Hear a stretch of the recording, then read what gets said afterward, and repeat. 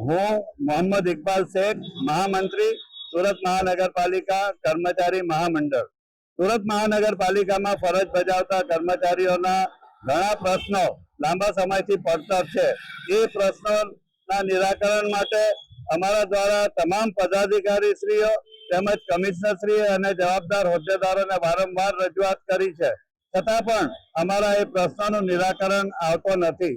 અમારા પ્રશ્નમાં જે અમને અમારા તમામ કર્મચારીઓ અને નિવૃત્ત કર્મચારીઓને જે દવા આપવામાં આવતી હતી, ખાસ કરીને બહારથી પ્રિસ્ક્રિપ્શન ઉપર વિનામૂલ્ય દવામાં આપવામાં આવતી હતી, એ દવા હવે આજે અત્યારે અમારે અમારા પોતાના પૈસા ખર્ચીને એને ખરીદવી પડે છે અને ત્યારબાદ બિલ મૂકીએ એટલે 3-4 મહિના પછી એ પૈસા અમને મળે છે, જેના કારણે અનેક નાના કર્મચારીઓ ખૂબ મુશ્કેલીમાં મુકાયા છે. એટલે જે અગાઉની પોલિસી છે એ જ ફરી ચાલુ કરવા માટે અમારી માંગણી છે.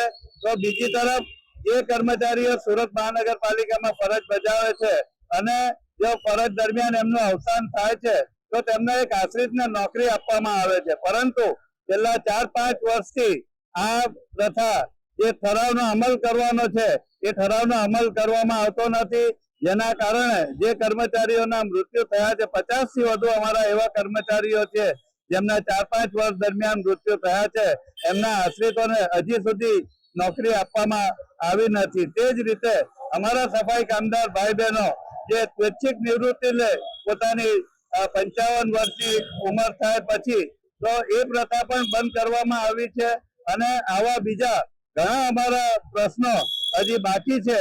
વારંવાર અમે રજૂઆત કરવા છતાં અમારી સાથે કોઈ ચર્ચા વિચારણા પણ કરવામાં આવતી નથી.